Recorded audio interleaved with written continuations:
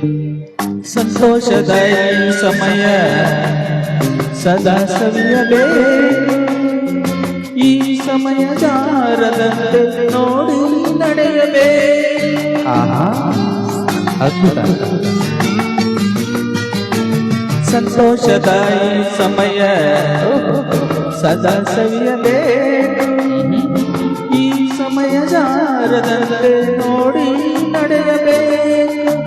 ಮುತ್ತಿನ ನಗುವಲ್ಲಿ ಎದ್ದೆದ್ದು ತೇಲಾಡುವ ಚಿನ್ನದ ಹೃದಯವ ಹಿಂದೆ ತೋಚುವ ನಾ ಹಾಡಲು ನೀವು ಹಾಡಬೇಕು.